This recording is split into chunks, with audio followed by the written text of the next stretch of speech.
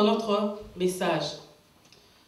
Les derniers passages, nous avons vu comment Anne était encore en train de pleurer. Pendant que ses promesses se trouvaient à Silo, Anne continuait toujours à pleurer. Dans le verset 8, la Bible nous dit que son mari est allé même lui demander pourquoi son cœur était si attristé. Mais Anne, elle n'arrivait même pas à écouter son mari. Alléluia. Et elle a dit, et son mari lui a même proposé, il a dit, est-ce que moi je ne vaux pas plus que 10 fils? Alléluia. Le problème de Anne, ce n'était pas la consolation de son mari.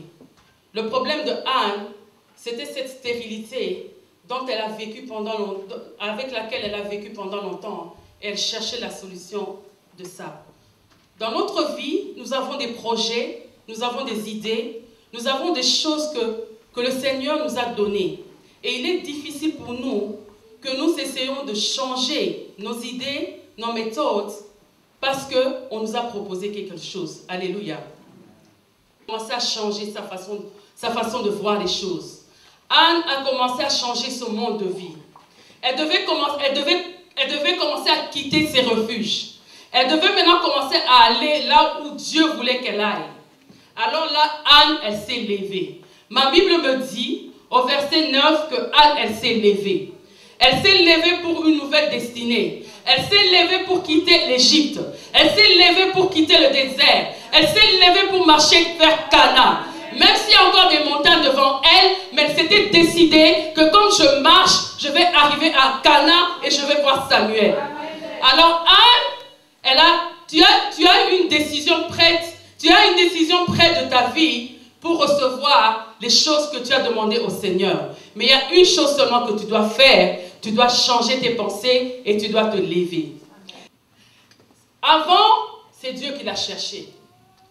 Quand il y avait une montagne qui était devant elle. Mais cette fois-ci, Dieu ne veut pas la chercher. Comme nous le dit dans Jérémie 31, verset 22, que c'est la femme qui va chercher l'héros, que c'est la femme qui va chercher l'homme. Elle allait toujours au même endroit. Elle allait toujours à la montagne de Silo. Elle allait toujours vers l'arche. Mais la façon qu'elle allait vers l'arche ne plaisait pas à l'Éternel. Maintenant, elle devait marcher avec une révélation dans elle. Maintenant, quand elle allait à l'arche, qui était toujours au même endroit, elle devait maintenant changer sa façon de penser, sa façon de voir la révélation de la parole de Dieu. Son Dieu était toujours là.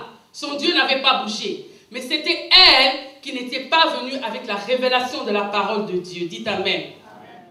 Amen.